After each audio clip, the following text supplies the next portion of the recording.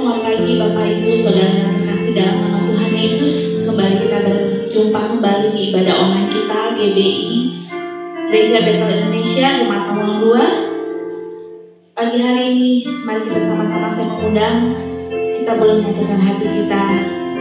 Dan saya selalu berdoa biar kiranya kita setiap yang di rumah saat ini kita boleh dalam keadaan sehat semua karena penyertaan Tuhan. Pagi hari kita bersyukur dan kita satukan hati. Kita mau berdoa bersama. Terima kasih Tuhan, Engkau Allah yang baik Tuhan. Engkau Allah yang senantiasa mengurapi kami, memberkati kami. Engkau Allah serta setiap menyertai kami ya Tuhan, anak-anak-Mu ya Tuhan. Bapa, pada pagi hari ini kembali kami Tuhan bersatu hati di dalam Tuhan, ibadah online kami Tuhan. Kami undang Engkau yang Kudus hadir dalam setiap rumah jemaat-Mu Tuhan. Kami percaya Tuhan, lewat media yang kami bisa pergunakan Tuhan, kami percaya kuasa-Mu tak terbatas Tuhan. Terima kasih Bapa yang baik. Kami undang Engkau ya Roh Kudus, pimpin setiap umat-Mu di saat menaikkan pujian penyembahan kami. Kami undang Engkau Tuhan menjamah setiap hati kami. Kami percaya ada kekuatan baru Tuhan terjadi bagi setiap umat-Mu ya Bapa. Terima kasih ya Tuhan. Pagi hari ini kami akan mulai ibadah kami Tuhan.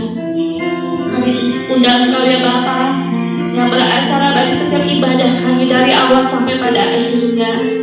Kuasa Tuhan nyata dalam hidup kami pribadi lepas pribadi. Terima kasih Tuhan. Inilah ucapan syukur kami Tuhan. Hanya kami naikkan di hadapan tahta-Mu Tuhan. Haleluya. Banyak yang Kau perbuat Tuhan di dalam hidup kami. Terlalu besar setiap kasih-Mu Tuhan.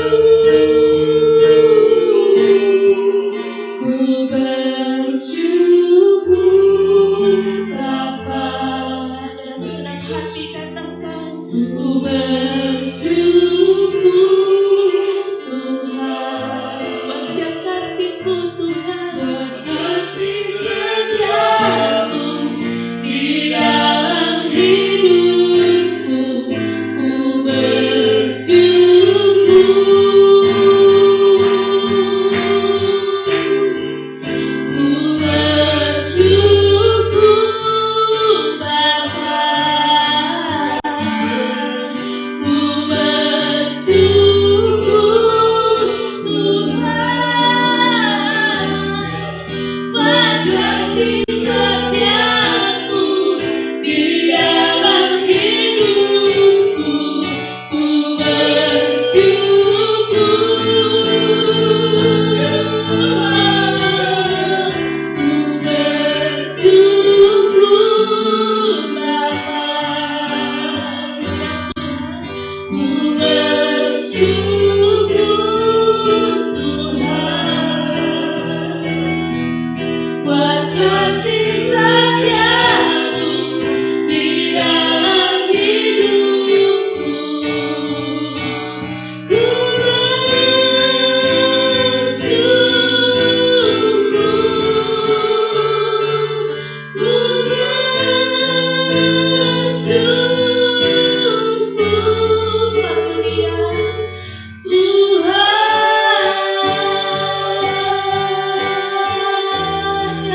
Tuhan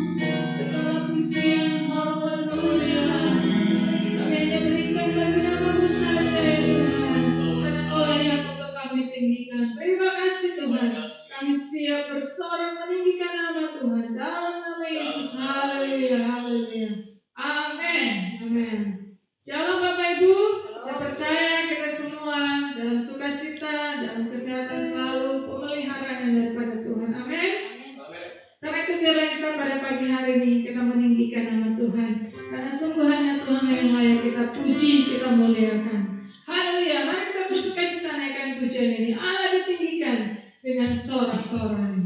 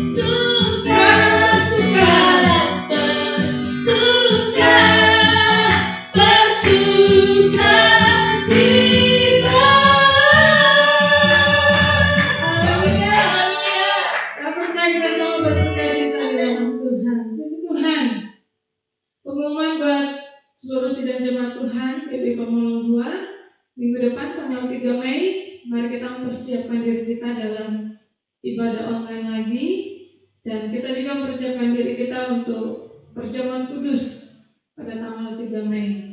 Karena itu mari Bapak Ibu persiapkan diri kita, persiapkan hati kita, terutama untuk perjamuan kudus. Bapak Ibu menyiapkan sirup anggur dan roti tawar, atau juga bisa diganti dengan biskuit, atau kalau tidak ada jus anggur bisa juga diganti dengan teh. Ya Bapak Ibu, mari kita persiapkan bersama-sama supaya kita juga mengambil bagian di dalam perjamuan kudus ini. Mari Bapak Ibu kita sama-sama akan masuk dalam doa kita. Kita terus berdoa untuk keadaan sekitar kita, terutama bagi bangsa kita saat ini. Tidak hanya bangsa Indonesia, seluruh bangsa-bangsa di dunia pun menghadapi pandemi COVID ini. Kita terus bawa di dalam doa supaya pandemi ini segera berakhir dan kita boleh kembali beraktivitas lagi. Mari kita satukan hati kita berdoa.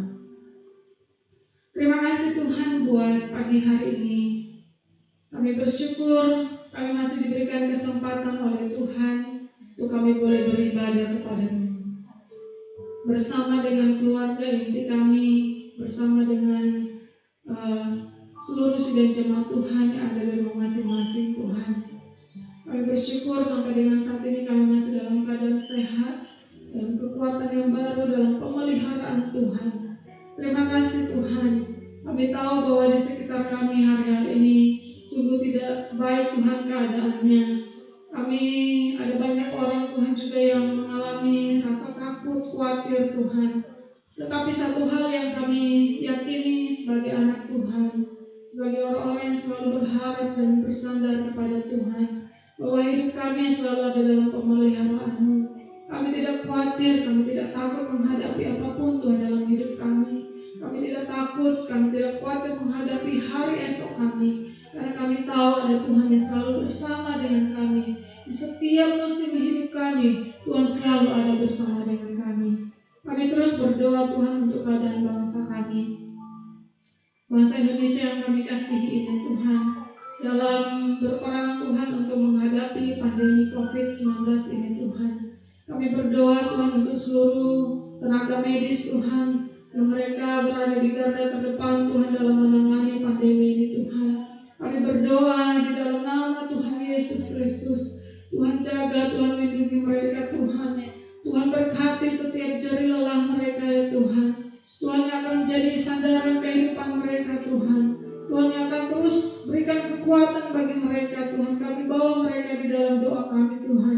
Biar Tuhan juga yang akan memberkati apapun Tuhan yang saat ini mereka sedang lakukan Tuhan. Dimanapun mereka berada, di setiap rumah sakit yang ada Tuhan. Kami berdoa di sana tangan Tuhan yang terus juga turut bekerja dengan mereka Tuhan, untuk dapat menyembuhkan, memulihkan setiap orang-orang yang Tuhan mengalami penyakit ini Tuhan. Biarlah kekuatan terus Engkau berikan bagi mereka di dalam nama Tuhan Yesus. Kami juga berdoa Tuhan buat setiap rumah sakit yang ada Tuhan. Biar mereka Tuhan dapat menyediakan setiap fasilitas yang ada Tuhan untuk setiap orang Tuhan yang mengalami sakit ini. Biar Tuhan mereka pun juga Tuhan boleh dapat melayani setiap pasien yang ada Tuhan dengan sukacita yang Tuhan berikan bagi mereka, dengan kekuatan Tuhan yang Tuhan berikan bagi mereka.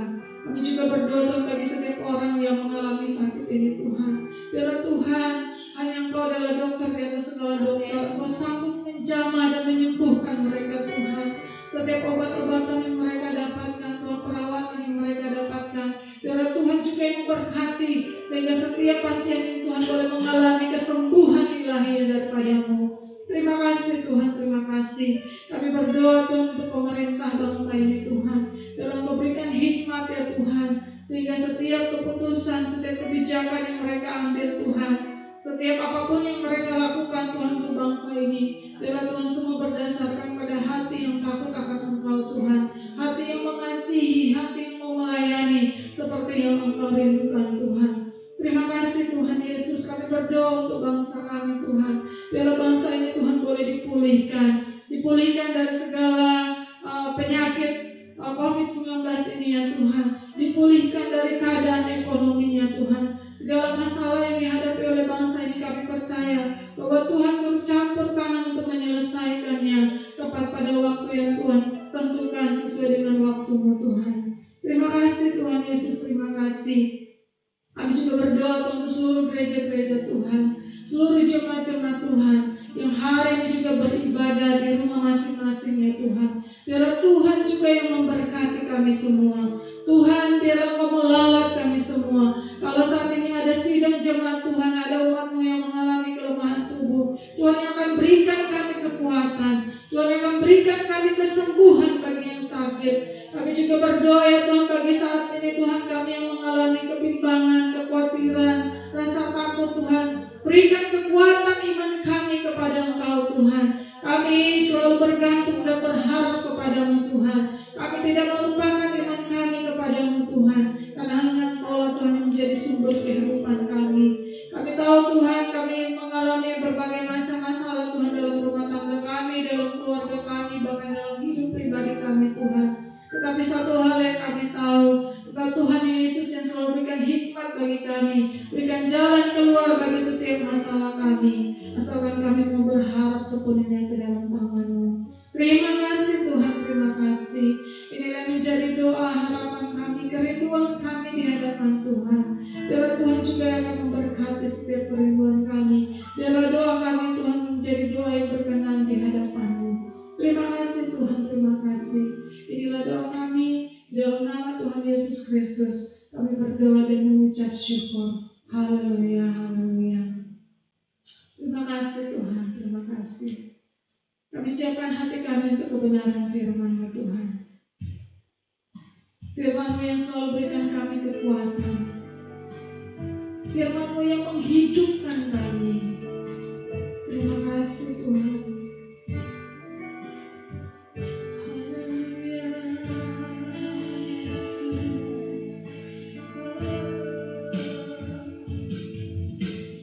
Apapun yang terjadi dalam hidupku ini, tak pernah ku ragukan kasih-Mu Tuhan. Lewat gunung yang tinggi, dalam lembah yang curam, tak pernah ku ragukan janji-Mu Tuhan. Sekali lagi katakan, apapun yang terjadi, Apapun yang terjadi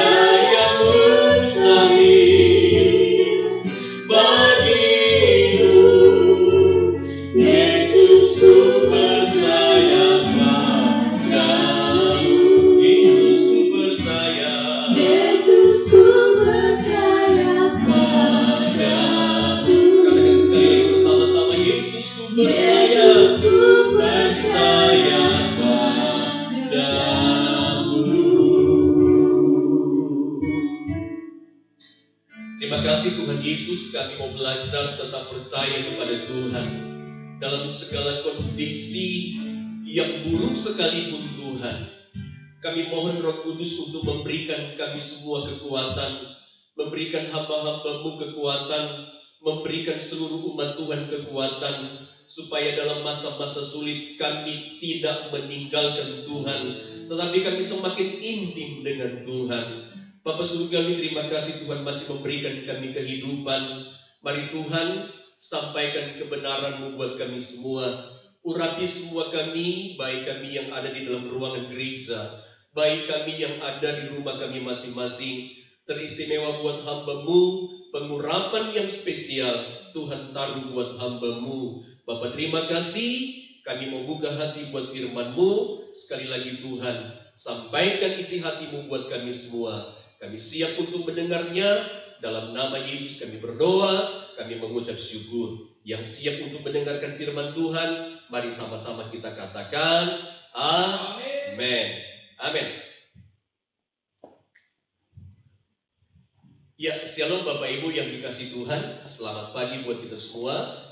Kita bersyukur kepada Tuhan kalau sampai hari ini kita masih bisa ada, kita masih bisa diberikan kesempatan oleh Tuhan untuk bisa hidup sampai hari ini.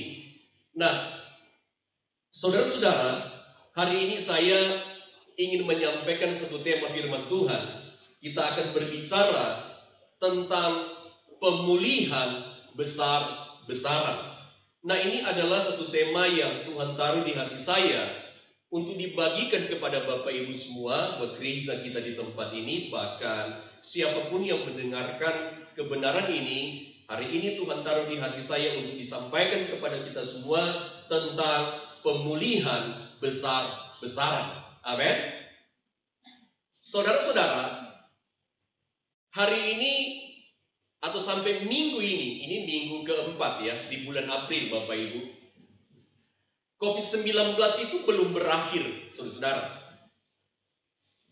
Sehingga semua orang yang ada di dalam dunia, Bapak Ibu, masih dilanda dengan ketakutan. Saya sangat-sangat percaya bahwa masalah ini Tuhan masih izinkan terjadi supaya manusia menyadari, Bapak Ibu di rumah menyadari, saya menyadari, para hamba-hamba Tuhan menyadari, seluruh pengurus gereja juga menyadari bahwa sehebat-hebatnya manusia, Bapak Ibu, maka manusia tetap membutuhkan pertolongan Tuhan. Yang setuju katakan amin. Sekali lagi, sehebat-hebatnya saya, sehebat-hebatnya Bapak Ibu semua yang ada di rumah, sehebat-hebatnya semua manusia, semua kita membutuhkan pertolongan Allah. Saudara-saudara, saya mau berkata begini kepada kita semua pagi hari ini. Mari sadar betul, segala kemampuan kita, segala kemampuan siapapun manusia di dunia ini, itu ada batasnya. Sekali lagi kita mesti sadar betul bagian ini Bapak Ibu. Mulai dari kita menjaga kesehatan diri kita, sampai kita bekerja mencari nafkah Bapak Ibu. Kemampuan kita itu ada batasnya. Ada banyak orang yang secara fisik itu dalam keadaan sehat walafiat. Karena mungkin dia sering olahraga, makan vitamin, dan lain sebagainya, menjaga supaya tubuh tetap bugar dan sehat.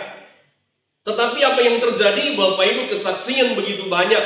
Ya kita bisa lihat, ternyata, saudara-saudara, dampak dari COVID-19 ini membuat orang-orang yang hebat, yang bisa berolahraga luar biasa sehingga dia sehat, tapi pada akhirnya terkapar, masuk rumah sakit, dan begitu banyak juga yang meninggal. Termasuk, saudara-saudara, orang-orang yang hebat mencari nafkah, mencari uang, berusaha hebat, pintar-pintar Bapak Ibu. Skill yang luar biasa, bagaimana bisa menumpuk uang sebanyak mungkin, hebat. Tapi satu kesaksian yang kita lihat dengan mata kepala kita sendiri, kita bisa saksikan terjadi di banyak orang Bapak Ibu. Orang tidak bisa cari uang. Orang begitu sulit untuk mencari uang. Kemampuan kita ternyata pada akhirnya terbatas lewat COVID-19 ini. Maka kita harus sadar kemampuan kita dalam segala lini kehidupan kita itu ada batasnya, saudara-saudara. Amin. Jadi Bapak Ibu, sebagai seorang hamba Tuhan, saya mau berkata begini kepada kita, bahwa tidak ada yang bisa kita banggakan dalam hidup ini. Tidak ada yang bisa kita sombongkan dalam hidup ini, Bapak Ibu. Kenapa? Karena semua daya upaya kita ada batasnya. Tapi puji Tuhan, haleluya, Allah kita di dalam Yesus adalah Allah yang tidak terbatas, Bapak Ibu. Apa saja Dia mampu lakukan buat dunia ini dan juga buat kita sebagai orang percaya. Nah, saudara-saudara, hari ini kita mau belajar bagaimana pemulihan besar-besaran itu terjadi. Seperti tema yang saya sudah sampaikan tadi, Bapak Ibu. Nah, mari kita membuka Alkitab kita. Kita mau belajar dalam satu ayat Alkitab hari ini, Bapak Ibu. Dalam 2 Tawari pasal yang ke-7. Kitab 2 Tawari pasal yang ke-7 ayat yang ke-14. Ayat ini tentunya sudah menjadi ayat hafalan kita. Tetapi hari ini saya mau mengajar kita semua untuk belajar dari satu ayat ini saja, Bapak Ibu. 2 Tawari pasal 7 ayatnya yang ke-14. Kalau Bapak Ibu sudah menemukannya dan sudah juga ada di layar monitor kita, kita akan baca bersama-sama, Bapak Ibu ya. Oke? 2, 3.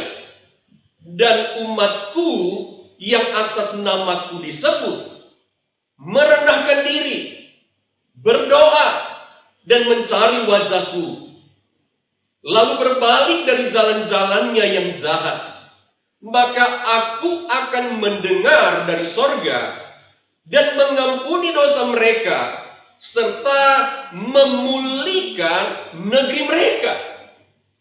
Saya baca ulang, Bapak Ibu.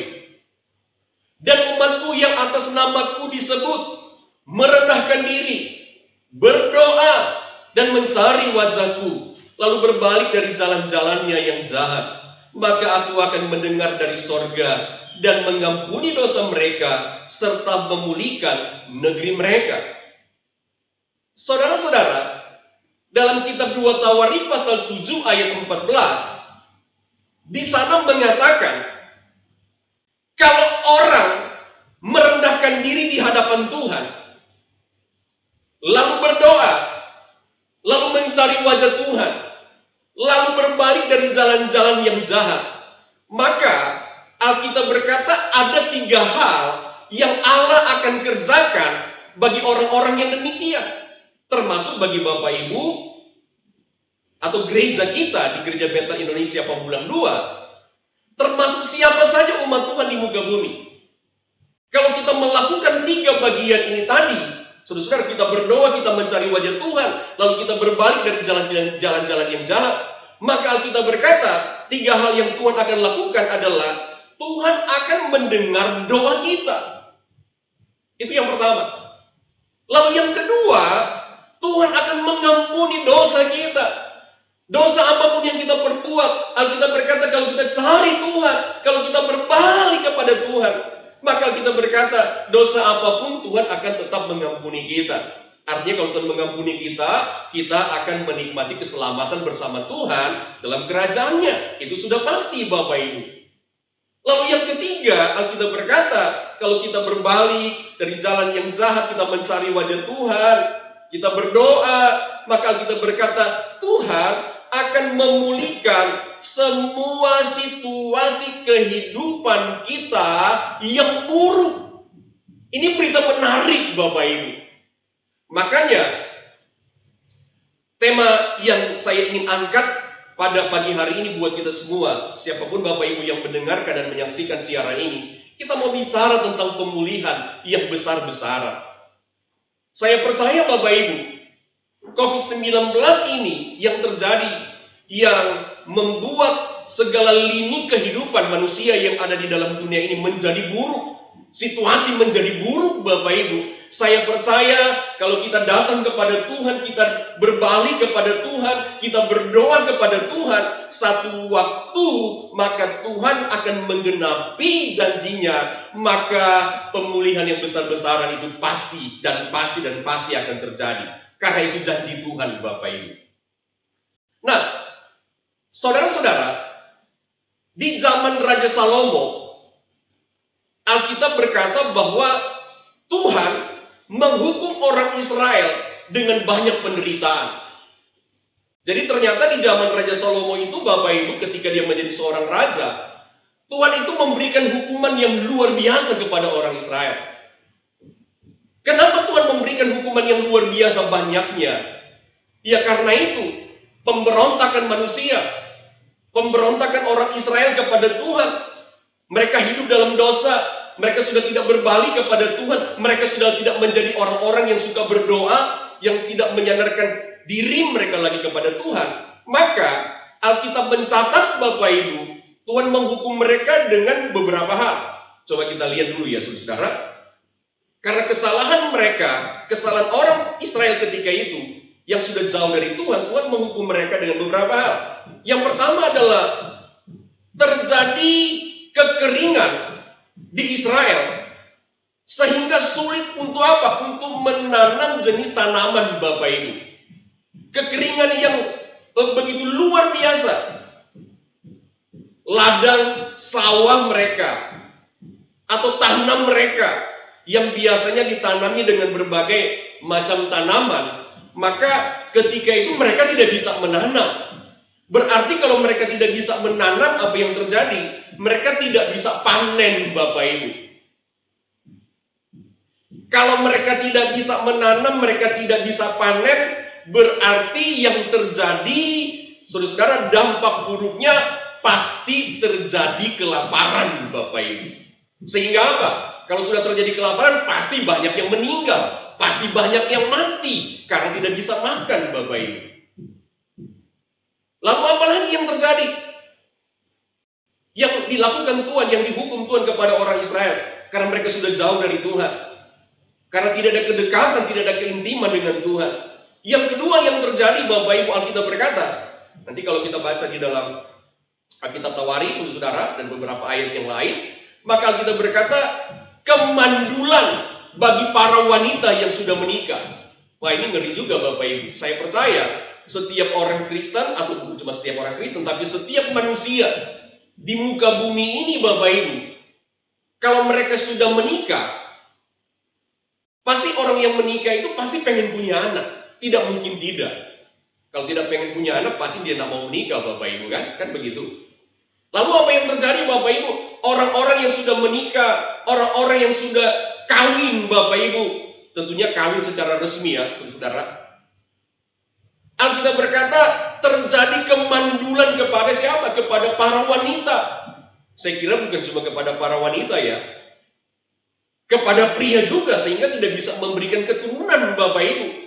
Jadi apa yang terjadi? Keturunan di Israel ketika itu terhenti, saudara. Jadi betapa menderitanya seorang wanita, seorang ibu yang sudah menikah, tapi pada akhirnya mereka tidak punya anak.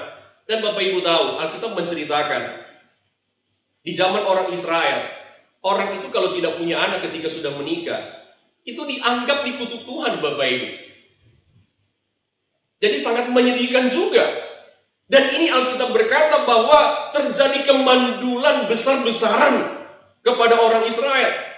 Saya kira ini satu tangisan yang luar biasa. Tangisan bagi para wanita muda yang sudah menikah tapi mungkin bertahun-tahun mereka tidak punya anak. Kenapa? Karena Tuhan menghentikan semuanya itu. Tuhan memutuskan keturunan mereka ketika itu. Karena kenapa? Karena dosa yang sudah dilakukan oleh orang Israel, karena mereka sudah tidak ada kedekatan dengan Allah, sudah tidak mencari Allah, tapi justru hidup di dalam dosa, Bapak Ibu. Nah, lalu yang ketiga, ini sangat mengerikan, Bapak Ibu. Ketika Tuhan menghukum orang Israel di zamannya Raja Salomo, maka ada satu hal yang sangat mengerikan yang terjadi, yang sama persis menurut saya terjadi pada hari-hari ini, Bapak Ibu. Yaitu yang namanya penyakit sampar. Dan Alkitab berkata, penyakit sampar yang menular. Dan itu terjadi kepada siapa? Kepada orang Israel ketika itu. Dan hari-hari ini, Bapak Ibu, ini sudah minggu keempat di bulan April. Yang kita tahu bahwa COVID-19 itu mulai populer itu, kalau saya tidak salah itu di bulan Februari ya. Januari. Nah, yang populernya mulai Februari. Ya. Mungkin sebelum juga bulan Januari itu sudah terdeteksi. Tapi populer, saudara-saudara, dia menjadi fenomenalnya COVID-19 itu di bulan Februari, saudara-saudara. Bayangkan Februari, Maret, April.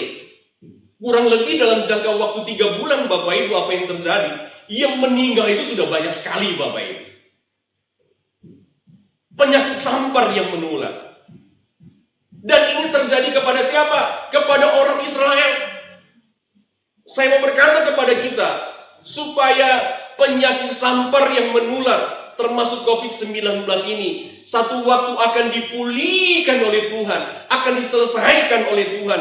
Caranya bagaimana, Bapak Ibu? Caranya tadi, saudara-saudara, adalah kita harus berdoa kepada Tuhan, kita harus berbalik kepada Tuhan ya, kita harus mencari wajah Tuhan, kita harus meninggalkan jalan-jalan kita yang salah, saudara-saudara, dan kita harus betul-betul datang kepada Tuhan. Maka apa yang terjadi? Maka kita berkata, pemulihan besar-besaran itu akan terjadi. Saudara-saudara, nah, saya mau sampaikan satu bagian penting dulu sebelum saya masuk kepada beberapa hal yang penting dalam tema saya hari ini. Kita lihat dulu, Bapak Ibu. Hukuman Allah itu terjadi kepada orang Israel. Paling tidak ada 3 hal yang betul-betul sangat nampak jelas yang terjadi kepada orang Israel. Sehingga Tuhan menghukum mereka, Bapak Ibu. Yang pertama adalah orang Israel itu hidup di dalam penyembahan berhala. Nah, ini bahaya, Bapak Ibu. Jadi Alkitab berkata, saudara-saudara, orang Israel itu adalah orang pilihan Allah, orang yang dekat dengan Tuhan, bahkan hamba-hamba Tuhan ketika itu, nabi-nabi Tuhan ketika itu, mereka bisa berbicara langsung kepada Tuhan.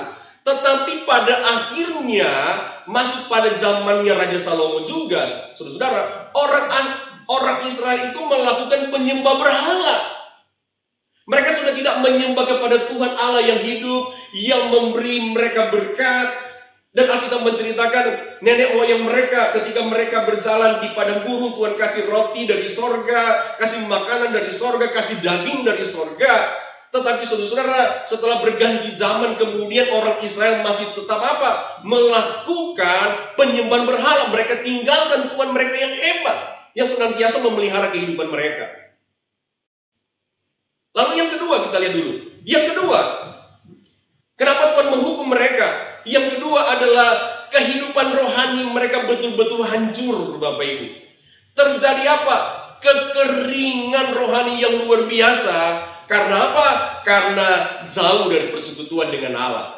Saya mau berkata kepada Bapak Ibu, kalau penyembahan berhala masih ada dalam hidup kita, ya Bapak Ibu, pasti ini akan mengikuti, yaitu kekeringan secara rohani itu akan mengikuti, Bapak Ibu. Saudara-saudara, rohani kita kering, tidak memiliki lagi, Bapak Ibu, persekutuan dengan Allah yang begitu akrab, yang begitu dekat, sehingga membuat seluruh kehidupan kita ini menjadi hancur, menjadi kering. Tidak ada persekutuan, tidak ada keintiman dengan Allah, dan rohani kita menjadi rusak di hadapan Allah. Dan itu yang membuat Allah marah. Dan itulah yang membuat Allah pada akhirnya menghukum manusia. Coba kita lihat dulu yang ketiga. Yang ketiga yang membuat Allah hukum mereka, kenapa? Saudara-saudara, karena pola kehidupan duniawi yang ditonjolkan. Nah, ini yang bahaya, Bapak Ibu ya. Karena pola kehidupan duniawi dari orang Israel justru itu yang paling ditonjolkan, Bapak Ibu. Ketimbang apa? Ketimbang kehidupan rohani mereka di hadapan Tuhan. Saudara-saudara, bukankah sebetulnya ini juga yang terjadi di seluruh dunia, Bapak Ibu? Termasuk di Indonesia. Kita lihat penyembahan berhala begitu masih kuat. Kehidupan rohani manusia hancur, Bapak Ibu. Ada orang kelihatan ke gereja, ada orang yang kelihatan beribadah, tetapi kehidupan rohani mereka itu, saudara-saudara, adalah kehidupan rohani yang hancur. Beribadah tetapi hanya sebagai satu kebiasaan saja, tetapi tidak ada keikhlasan, ketulusan bahwa mereka beribadah itu karena mengasihi Tuhan. Dan ini yang terjadi sampai hari ini. Termasuk Bapak Ibu, hari-hari ini yang terjadi adalah pola kehidupan duniawi yang ditonjolkan Bapak Ibu. Ini yang saya katakan ini sangat mengerikan Bapak Ibu. Kalau apa? Kalau justru yang ditunjukkan itu adalah kehidupan pola duniawi. Saudara-saudara, saya mau berkata begini.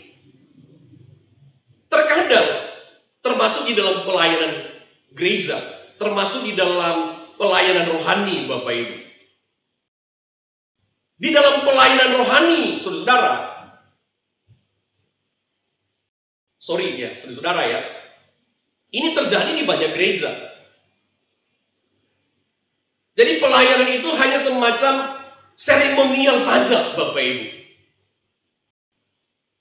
Tidak ada rasa, apa istilahnya, khusyuk begitu ya, dalam menyembah Tuhan, dalam memuji Tuhan. Sehingga apa yang terjadi ketika orang keluar dari gereja, orang keluar dari memuliakan Tuhan baru habis ibadah, tapi justru yang ditampilkan pada akhirnya adalah pola-pola kehidupan duniawi yang ditonjolkan. Jadi pada akhirnya kita tidak menjadi berkat Bapak Ibu. Saya berharap ini tidak akan terjadi lagi saudara-saudara di mana saja, termasuk di gereja kita, di mana kita melayani. Nah, untuk itu hari ini, mari kita mau belajar, kita mau melihat bagaimana pemulihan besar-besar dari Allah itu terjadi. Saya mau belajar, atau kita mau belajar bersama-sama dari ayat yang tadi saja. Mari kita lihat. Tuhan bilang begini saudara-saudara kepada Raja Salomo, dan itu harus disampaikan kepada siapa? Kepada seluruh orang Israel. Bagaimana pemulihan besar-besaran itu akan terjadi. Ternyata yang pertama kita lihat dalam kitab Tawarik tadi, merendahkan diri di hadapan Tuhan. Nah ini yang pertama Bapak Ibu, kita lihat. Merendahkan diri di hadapan Tuhan. Mari kita bahas satu-satu Bapak Ibu. Apa arti merendahkan diri dalam ayat ini, saudara-saudara? Merendahkan diri di hadapan Tuhan artinya menyadari diri bahwa kita tidak bisa berbuat apa-apa tanpa Tuhan. Ini sering kita dengar. Ini sering kita sampaikan. Jadi saudara, saya sebagai seorang hamba Tuhan, saudara-saudara juga, sehebat apapun kita, sepintar apapun kita, seberapa besar kemampuan kita dalam menjalani hidup ini, dalam mencari nafkah, dalam mengerjakan segala tugas-tugas yang kita kerjakan setiap hari, baik kita yang berusaha, baik kita yang bekerja di kantor, baik kita yang berdagang dan lain sebagainya Bapak Ibu. Saya mau berkata kepada kita bahwa kita perlu menyadari bahwa kita tidak bisa berbuat apa-apa, berbuat banyak tanpa Tuhan. Jadi ini kita mesti sadari, kita harus merendahkan diri. Ada begitu banyak orang yang sombong Bapak Ibu, merasa serba bisa. Bisa untuk ini, bisa untuk itu. Merasa tidak takut Bapak Ibu bahwa kehidupan ini akan berjalan dengan normal-normal saja. Dengan segala kemampuan yang dia miliki, bahwa dia akan menjalani hidup ini dengan normal-normal saja. Semua akan berjalan dengan normal-normal saja, dengan lancar saja. Padahal tanpa Tuhan Bapak Ibu, semua akan menjadi buyar. Dan itu terbukti dengan COVID-19 yang kita rasakan bersama sampai hari ini, yang mempengaruhi segala lini kehidupan manusia. Pada akhirnya orang-orang hebat pun, saudara, kita lihat, yang biasa kasih THR, atau yang biasanya kasih bonus kepada anak buah di dalam mereka bekerja karena punya perusahaan yang hebat, berapa banyak pada akhirnya mereka PHK atau pekerja-pekerjanya itu diberhentikan. Ini menunjukkan bahwa kemampuan mereka terbatas, kemampuan kita terbatas. Jadi kita mesti menyadari bahwa kita ini tidak bisa berbuat apa-apa tanpa Tuhan. Nggak ada yang bisa kita banggakan, nggak ada yang bisa kita sombongkan Bapak Ibu. Yang kedua kita lihat, merendahkan diri di sini artinya adalah merasa sedih dan menyesal karena berbuat dosa. Ini penting Bapak Ibu. Merendahkan diri artinya Bapak Ibu merasa sedih dan menyesal karena sudah berbuat dosa. Saya mau mengingatkan kita semua. Saya juga mau mengingatkan diri saya sendiri Bapak Ibu. Supaya kalau kita sudah berdosa, kalau kita sudah berbuat salah, kita ini mesti sedih. Kita ini mesti menyesal. Oh ya Tuhan, kemarin aku sudah bohongin orang.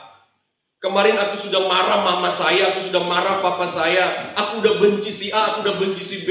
Aku sudah melakukan kesalahan yang besar. Tapi kita tidak pernah merasa sedih. Kita tidak pernah merasa menyesal dengan keadaan yang kita sudah buat yang tidak berkenan di hadapan Tuhan.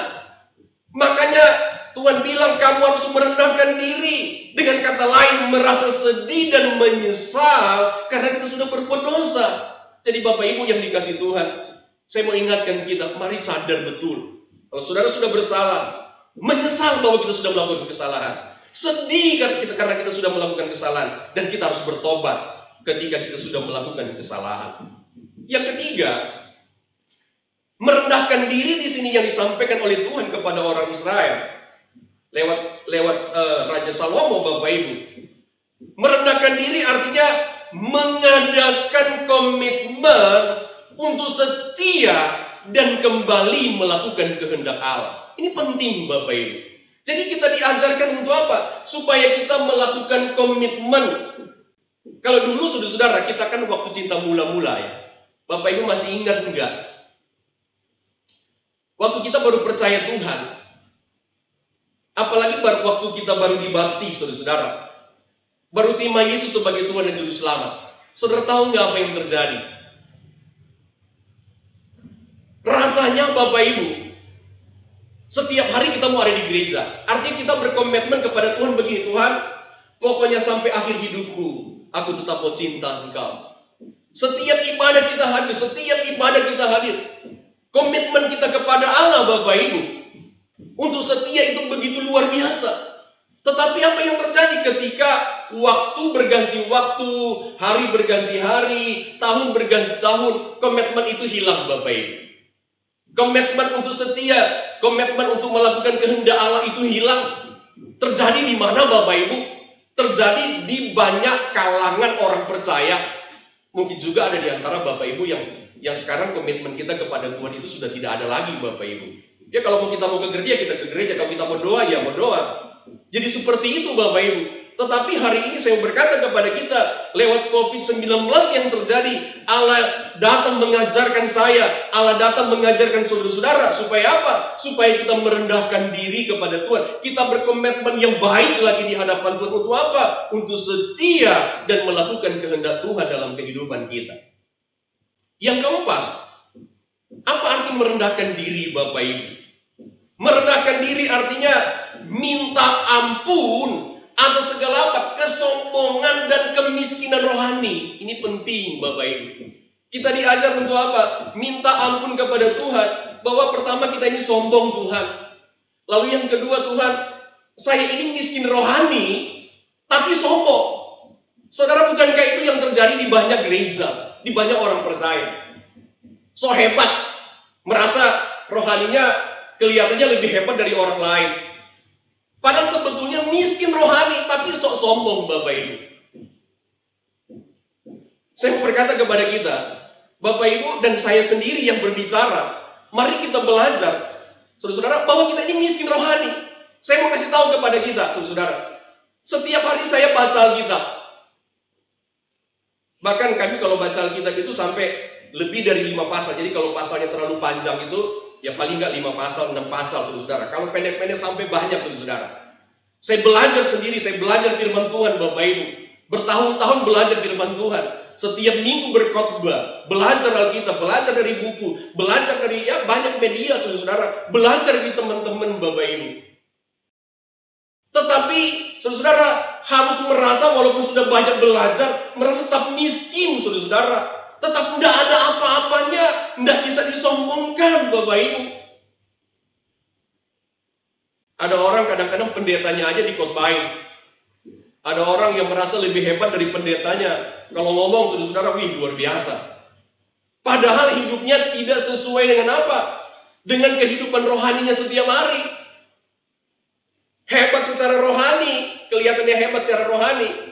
Padahal jalan hidupnya setiap hari itu tidak sesuai, Bapak Ibu, dengan apa yang dia omongkan. Nah, ini ngeri, Bapak Ibu. Makanya kita diajar untuk apa, Bapak Ibu? Merendahkan diri di hadapan Tuhan. Supaya apa? Supaya Tuhan memulihkan keadaan besar-besaran sesuatu yang begitu sulit. Amin. Yang kedua, kita lihat. Yang kedua, bagaimana pemulihan besar-besaran dari Allah itu terjadi? Dari ayat tadi, dari kitab 2 Tawarik tadi kita mau belajar. Alkitab berkata kepada Raja Salomo begini, berdoa, Bapak Ibu. Saudara-saudara, kalau kita belajar tentang berdoa itu, doa itu ternyata ada beberapa arti, tapi saya tidak mau bahas. Kalau kita belajar dari bahasa aslinya, ya di sini juga ada Pak Santoso yang sering memakai dengan bahasa aslinya. Nah, bahasa Ibrani, bahasa Yunani itu ada beberapa arti, tapi saya mau sampaikan berdoa ini secara pengertian umum saja, Bapak Ibu, supaya apa? Supaya saudara mengerti sebetulnya apa itu berdoa, Bapak Ibu. Arti berdoa dalam ayat ini, Bapak Ibu, adalah berdoa sungguh-sungguh, berseru memohon kemurahan dan belas kasihan Tuhan. Sekali lagi, Bapak Ibu, berdoa dalam ayat ini artinya berdoa dengan sungguh-sungguh, berseru, teriak sama Tuhan, memohon kemurahan dan belas kasihan Tuhan. Untuk apa? Untuk mengampuni dosa dan memulihkan keadaan yang buruk. Saya masih ingat, Bapak Ibu, berapa tahun yang lalu ketika anak saya sakit, saudara-saudara, saya masih ingat. Saya itu berdoa kepada Tuhan itu sungguh-sungguh dengan cara yang aneh. Di rumah saya berguling-guling, Bapak Ibu. Dari ujung sana ke ujung sana, saya berguling-guling menangis minta kemurahan Tuhan, minta anugerah Tuhan, minta belas kasihan Tuhan. Ketika saya sakit pada beberapa waktu yang lalu juga, saya nangis sama Tuhan. Tapi saya lakukan itu, saudara-saudara, saya berdoa sungguh-sungguh. Saya nangis, saya mohon belas kasihan Tuhan, bukan cuma karena waktu dalam keadaan susah. Tapi dalam keadaan senang, saya nangis. Setiap malam saya nangis, Bapak Ibu. Buat jemaat. Kami nangis setiap malam. Berdoa bersungguh-sungguh mohon supaya Tuhan tolong jemaat. Dalam masa sulit ini saya berdoa Tuhan supaya tidak ada satu jemaat, kami sebut nama-nama. Jemaat saudara-saudara, mulai yang ada di daerah Kompleks Pamulang 2 kami sebut si A, si B, sampai yang ada di luar kompleks. Tuhan tolong mereka, supaya mereka jangan sakit. Kalau mereka sakit Tuhan jamah dan sembuhkan. Saya berdoa dengan sungguh-sungguh Tuhan, kalau mereka berdosa Tuhan ampuni dosa mereka. Bapak Ibu yang dikasih Tuhan, kita perlu lakukan bagian ini, berdoa sungguh-sungguh. Jangan kita hanya berdoa begini, Tuhan tolong saya, berkati saya, ampuni dosa saya, amin, haleluya. Bukan begitu gaya kita untuk berdoa. Tapi Alkitab berkata, pembasmi berkata, aku berseru, aku berteriak kepada Tuhan. Supaya apa? Supaya belas kasihan Tuhan itu dinyatakan. Jadi saya berkata kepada Bapak Ibu, bagaimana Tuhan memulihkan keadaan saudara, bagaimana Tuhan tetap memberkati kita pada masa sukar, bagaimana Tuhan saudara tetap akan memulihkan situasi yang buruk dalam hidup kita. Mari doa sungguh-sungguh, berseru, minta belas kasihan Tuhan. Jangan cuma berdoa biasa saja, Bapak Ibu. Kalau kita harus berteriak, nggak apa-apa kita teriak sama Tuhan. Saudara, hari kemarin kalau saya tidak salah ya, saya bikin satu video yang saya kirim di grup gereja kita. Lalu Bapak Ibu bisa melihat di sana bagaimana orang nangis di tengah jalan. Mereka berseru, mereka nggak malu-malu kan. Baru beberapa hari yang lalu juga saya bikin itu, Bapak Ibu kan. Saudara-saudara, harusnya kita juga harus begini, nangis, berteriak sama Tuhan, minta ampun, minta belas kasihan Tuhan. Itu yang namanya Bapak Ibu kita berdoa sungguh-sungguh di hadapan Tuhan. Supaya apa? Belas kasihan Tuhan itu dinyatakan segera dalam hidup kita. Lalu apa lagi Bapak Ibu? Berdoa di sini artinya adalah doa itu dilakukan dengan apa? Dengan tidak jemu-jemu sesering mungkin. Makanya saya bilang begini kepada Bapak Ibu, setiap hari saya berkata, sebentar malam kita berdoa ya, jangan bosan berdoa Bapak Ibu. Bahkan ketika Tuhan sudah selesaikan masalah kita, jangan bosan berdoa, tetap berdoa sampai kapan? Sampai Tuhan datang, sampai kita dipanggil Tuhan, saudara ya, itu cerita lain kalau kita sudah mati. Tapi selama kita hidup dan Tuhan belum datang, tetap berdoa Bapak Ibu. Dalam banyak hal banyak hal yang harus kita doakan. Termasuk bangsa kita, termasuk orang-orang di sekitar kita, termasuk orang-orang yang menjahati kita juga harus berdoa kepada mereka, dan kita tetap harus berbuat baik kepada mereka. Sering-sering berdoa Bapak Ibu, sampai Tuhan Yesus berkata kepada murid-muridnya, tidak sanggupkah kamu berdoa dengan aku 1 jam saja? Saudara-saudara, kalau kami berdoa, targetnya 1 jam sih. Karena dari jam 9 sampai jam 10 itu doa khusus, saudara. Belum yang doa-doa yang lain Bapak Ibu ya. Tapi terkadang tidak tahan. Ketika merasa hadirat Tuhan itu melebihi dari itu Bapak Ibu. Tidak peduli Bapak Ibu. Rasa ngantuk, rasa capek pada akhirnya hilang. Ketika apa? Kita mau sungguh-sungguh berdoa. Nah untuk itu saya berkata kepada semua saudara jemaat, mari bangkitkan gairah doa. Supaya apa? Supaya penggenapan pemulihan besar-besaran itu terjadi. Bukan cuma buat saudara secara pribadi, tapi buat bangsa dan negara, dan juga buat dunia ini dipulihkan Tuhan. Dan juga supaya banyak orang diselamatkan Bapak Ibu. Pengertian doa yang ketiga, saudara-saudara, adalah tidak mengandalkan kekuatan diri sendiri, tetapi bergantung sepenuhnya pada kekuatan Tuhan. Jadi Bapak Ibu, saya ulangi lagi ini karena kita mesti betul-betul pahami dan mengerti tentang doa itu. Doa itu tidak mengandalkan kekuatan diri sendiri, tetapi bergantung sepenuhnya kepada kekuatan Tuhan. Kalau saudara masih ingat tentang kisah Daniel, tentang kisah Sadrak, Mesak, dan Abednego, Bapak Ibu. Pada waktu mereka diperhadapkan dengan persoalan yang besar, mereka diperhadapkan dengan dapur api yang luar biasa, mereka diperhadapkan dengan gua singa, di mana orang-orang yang tidak menyembah kepada raja, maka mereka akan dibuang ke gua singa. Dan itu dialami oleh siapa? Oleh Daniel. Tetapi Alkitab berkata, 3 kali sehari Daniel itu berdoa. Jadi Bapak Ibu, doa ini artinya adalah bergantung sepenuhnya kepada kekuatan Tuhan. Dan apa yang terjadi? Pada akhirnya Daniel dibuang ke gua singa, tapi Alkitab berkata, singa-singa yang lapar, yang ganas itu tidak bisa apa? Memakan tubuh daripada Daniel, Bapak Ibu. Kenapa singa-singa tidak bisa makan? Karena ada kekuatan Tuhan yang hebat yang memenuhi kehidupan Daniel, Bapak Ibu, sehingga singa-singa tidak bisa mengapa-ngapain Daniel. Termasuk Sadrak, Mesak, dan Abednego, Bapak Ibu. Ketika mereka tetap setia dan berdoa kepada Tuhan, ternyata dapur api itu tidak bisa membakar tubuh mereka. Jadi mari Bapak Ibu, saya mau mengajak kita semua, mari kita belajar sekarang berdoa yang artinya tadi mengandalkan kekuatan Tuhan dan bukan bergantung kepada kekuatan kita, tetapi betul-betul kita bergantung kepada kekuatan Allah. Yang keempat, pengertian dari ayat ini tentang berdoa adalah percaya bahwa belas kasihan Allah akan dinyatakan dalam hidup kita, termasuk bangsa kita, ketika kita berdoa. Nah ini penting Bapak Ibu. Jadi ketika saudara dan saya berdoa, itu berarti kita lagi minta belas kasihan Allah. Berarti kalau kita berdoa, maka Allah tahu saya, Allah tahu saudara-saudara, Allah tahu semua manusia ketika berdoa kepada Tuhan. Allah tahu bahwa mereka betul-betul tidak berdaya dan membutuhkan Tuhan. Dan Allah akan turun untuk apa? Untuk menolong, untuk memulihkan keadaan yang sulit.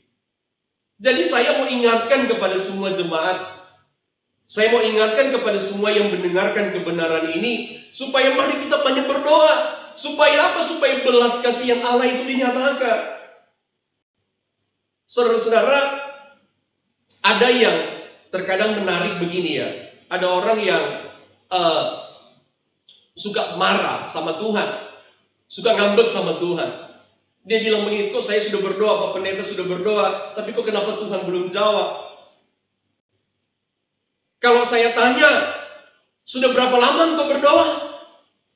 Ya, 3 hari yang lalu, 2 bulan yang lalu. Sudah 1 tahun aku berdoa, Tuhan tidak jawab-jawab. Masih ingatkah nggak kita Bapak Ibu? Bagaimana Abraham ketika Tuhan sudah janjikan bahwa Tuhan akan memberikan dia keturunan. Tentunya juga dia berdoa kepada Tuhan supaya Tuhan memberikan dia keturunan. Tapi jawaban Tuhan apa yang terjadi? 75 tahun kemudian baru jawaban Tuhan itu terjadi Bapak Ibu. 25 tahun ya. 25 tahun kemudian, lalu Tuhan bisa jawab doa daripada siapa? Daripada Abraham. Jadi kalau Bapak Ibu baru berdoa 1 hari, 2 hari, 3 minggu, 1 tahun, lalu Tuhan belum jawab, jangan pernah berhenti berdoa Bapak Ibu. Karena berdoa berarti kita percaya bahwa belas kasihan Allah itu akan dinyatakan dalam hidup kita dan termasuk juga bangsa kita. Mari kita lihat yang ketiga, saudara-saudara.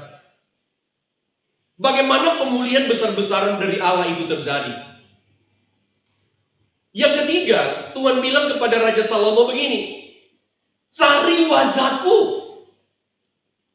Perhatikan dalam kitab Tawari tadi ya, cari wajahku Bapak Ibu. Sampai ada ayat Alkitab yang berkata, carilah aku maka kamu akan hidup.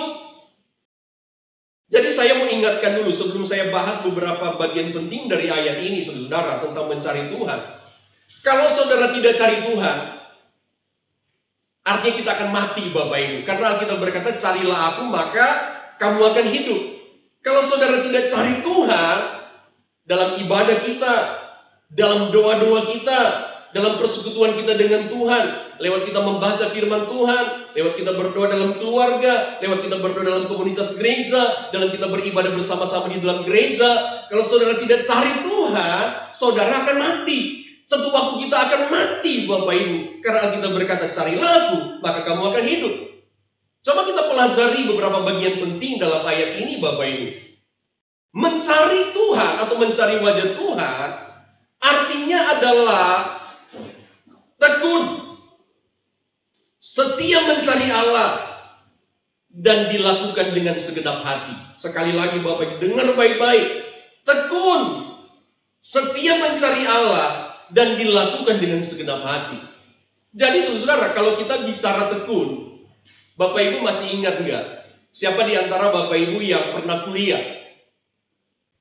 Dan pada akhirnya bisa lulus kuliah, misalnya lulus S1 saja. Lulus S1 ya. Bagaimana Bapak Ibu bisa lulus sampai S1? Ternyata jawabannya Bapak Ibu harus tekun baru bisa lulus. Tentunya dengan cara ada prosesnya. Bagaimana prosesnya itu terjadi? Mulai kita masuk sekolah itu ada orang, kalau saya lewat waktu saya sekolah itu saya masih masuk TK. Ada nggak di antara Bapak Ibu yang TK? Saya TK kebetulan cuma 1 tahun. Kalau sekarang kan ada TKA, TKB. Nah saya cuma TK saja yang saya tahu ketika itu. TK 1 tahun. Lalu apa lagi yang terjadi? Masuk SD itu udah berapa tahun Bapak Ibu? Berapa tahun? 6 tahun ya? Tambah 1 udah 7 tahun ya. Tambah TK 7 tahun. Misalnya 1 tahun saja di TK. Tambah SMP 3 tahun sudah berapa tahun? Sudah berapa tahun? 10 tahun. Tambah SMA 3 tahun. Sudah 13 tahun. Lalu kalau dia S1 berapa tahun? 3 atau 4 tahun? Minimal 4 tahun. 4 tahun. 13 tambah 4 sudah berapa? Hah? Sudah 17 tahun Bapak Ibu. Berarti prosesnya saudara-saudara sampai lulus itu panjang Bapak Ibu. Kalau kita lakukan itu tidak tekun, pasti tidak akan lulus mendapat S1 paling tidak ya. Kalau kita tidak tekun, paling kita tidak akan lulus mendapat S1. Artinya tidak tekun sekolah, tidak tekun belajar Bapak Ibu, tidak akan dapat. Sama juga Alkitab mau mengajarkan saya, Alkitab mau mengajarkan saudara-saudara semua sebagai orang yang percaya. Saudara-saudara, mencari wajahku itu harus saudara-saudara tekun kepada Tuhan. Tekun dalam arti kita setia mencari Allah, dilakukan juga dengan segenap hati. Jadi kalau kita tekun mencari Tuhan, lakukan dengan segenap hati. Berapa banyak Bapak Ibu orang mencari Tuhan, tapi pada akhirnya tidak dengan segenap hati. Banyak contohnya Bapak Ibu. Ada orang ketika disuruh ke gereja, udah marah-marah dulu. Nggak mau ke gereja. Sudah ngambek terlebih dahulu Bapak Ibu. Ada karena dipaksa. Ada karena istri marah sama suami, lalu suami datang ke gereja. Ada juga mungkin sebaliknya. Suami marah sama istri, baru istri datang ke gereja. Ada juga sebaliknya lagi. Mungkin orang tua marah sama anak-anaknya, akhirnya anak-anak terpaksa datang ke gereja. Atau anak-anak yang marah supaya orang tua datang ke gereja. Itu namanya kita ibadah sudah tidak segenap hati. Tapi Alkitab mengajarkan kita mencari Tuhan, mencari wajah Tuhan, harus tekun, lalu dilakukan dengan apa? Dengan segenap hati. Itu yang namanya kita mencari wajah Tuhan. Kita mencari Allah di dalam apa? Ketekunan kita, dan dilakukan dengan apa? Segenap hati karena kita mengasihi Tuhan. Yang kedua dalam mencari wajahku di sini artinya Bapak Ibu, kita mencari Allah bukan sekedar supaya terhindar dari hukuman Tuhan, tetapi karena hidup kita perlu Tuhan. Bapak Ibu dengar baik-baik, ini penting Bapak Ibu. Mencari Tuhan itu atau mencari wajah Tuhan dalam bagian ini artinya kita mencari Allah. Kita mencari Tuhan. Bukan sekedar supaya kita terhindar dari hukuman Allah. Tetapi kita mencari Tuhan Bapak Ibu karena memang saudara dan saya itu butuh Tuhan. Kita perlu Tuhan. Bukan Tuhan yang butuh saudara. Tapi kita yang butuh Tuhan Bapak Ibu. Supaya apa saudara?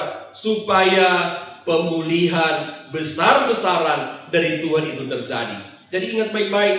Mari kita mencari Tuhan. Mari kita mencari wajah Tuhan. Cari dengan tekun. Saudara-saudara, cari dengan segenap hati. Dan kita mencari Tuhan. Bukan supaya kita sekedar, saudara, terkena hukuman Allah. Atau terhindar dari hukuman Allah. Tapi karena kita memang memerlukan pertolongan Tuhan. Amin. Yang terakhir kita lihat. Yang terakhir adalah bagaimana pemulihan besar-besaran dari Allah itu terjadi. Yang keempat, Tuhan bilang begini kepada Raja Salomo Bapak Ibu. Berbaliklah dari jalan-jalan yang jahat. Berbalik dari jalan-jalan yang jahat. Apa arti berbalik dari jalan-jalan yang jahat Bapak Ibu? Berbalik dari jalan-jalan yang jahat, yang pertama kita lihat, kita harus sungguh-sungguh bertobat dari segala dosa apapun. Sekali lagi, kita harus sungguh-sungguh bertobat dari segala dosa apapun. Saya mau membaca satu ayat saja lagi ya. Kita lihat, Alkitab bilang begini. Dalam Kisah Rasul pasal yang ketiga, ayat yang ke-19. Boleh kita buka? Kisah Rasul pasal yang ketiga, ayat yang ke-19. Digres? Buka. Kisah Rasul 3 ayat 19. Boleh dibuka?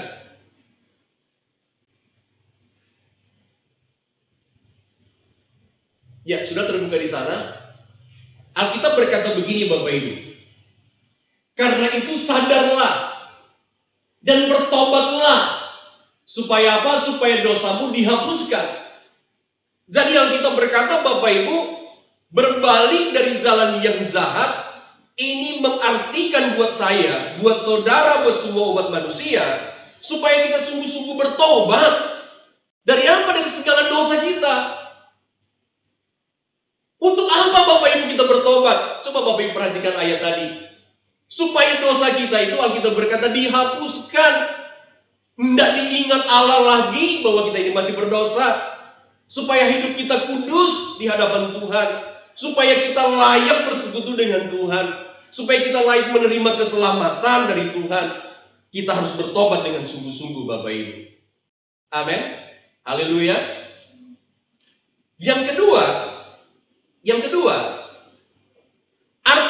arti berbalik dari jalan-jalan yang jahat dalam ayat ini artinya pisahkan diri dari kehidupan dunia.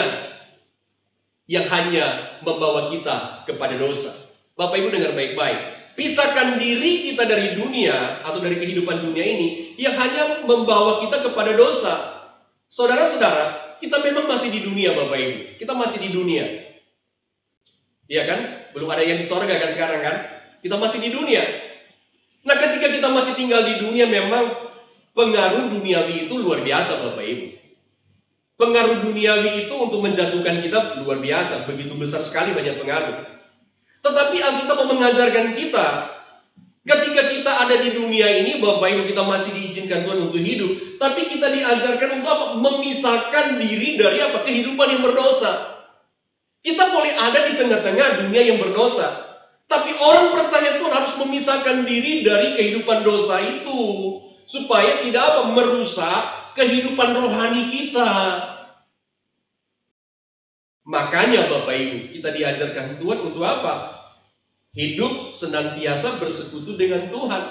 Kalau orang senantiasa hidup bersekutu dengan Tuhan, maka walaupun kita berada di dalam dunia yang mempengaruhi kita supaya juga kita berbuat dosa, tapi kalau kita hidup bersekutu dengan Tuhan, intim dengan Tuhan, dosa boleh di depan kita.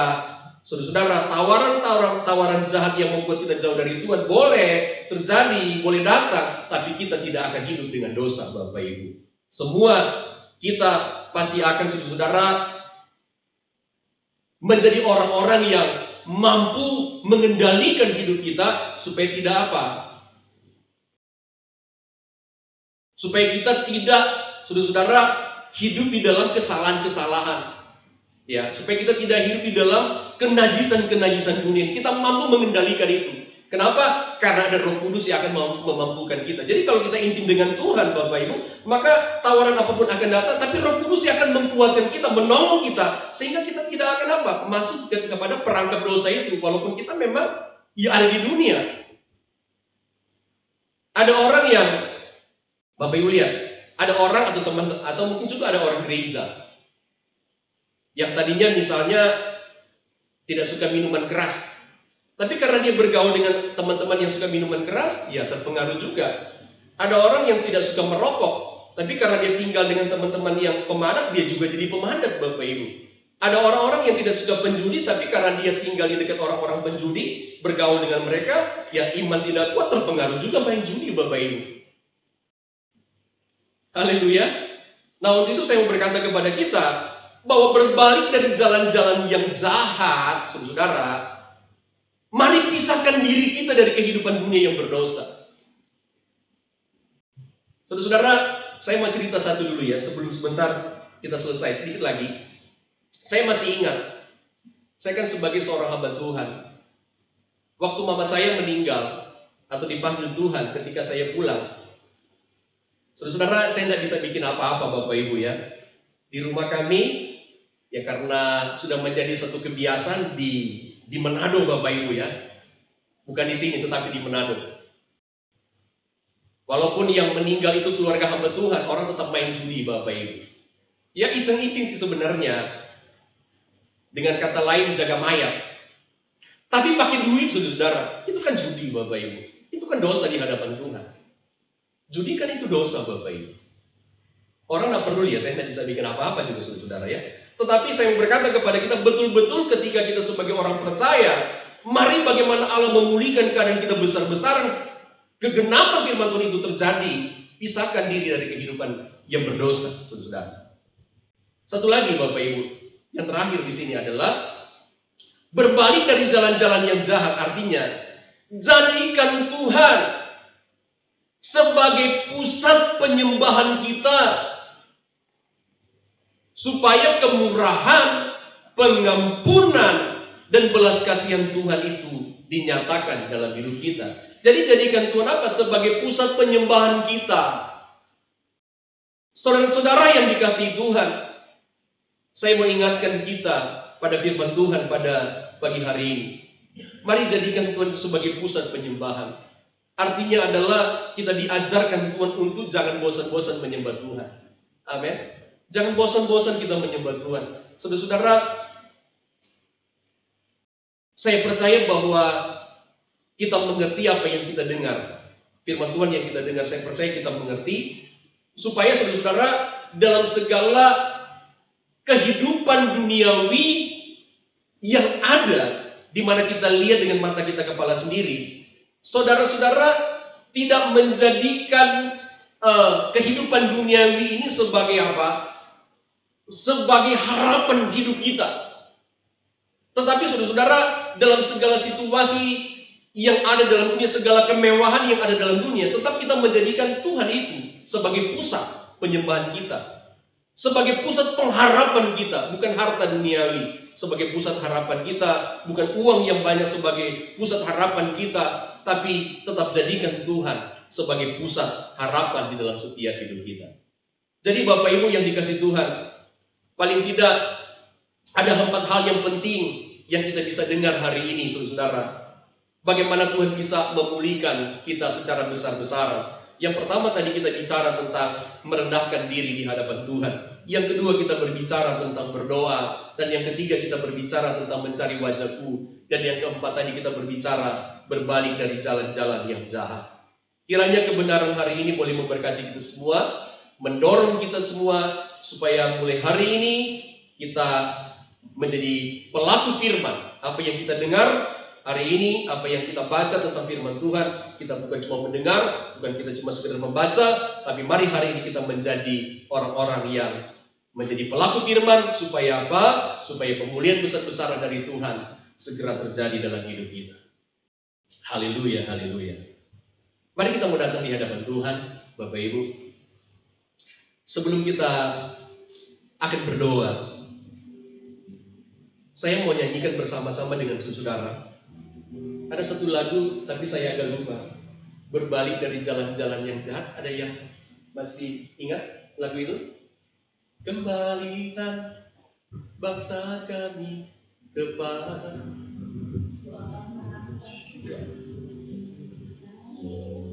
Iya, kami umat-Mu merendahkan diri. Haleluya, haleluya.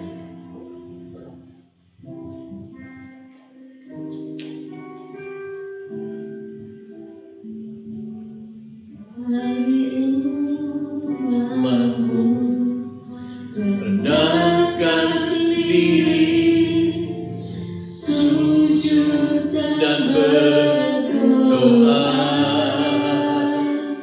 mencari wajah-Mu, berbalik dari jalan kami yang jahat. Oleh anugerah-Mu,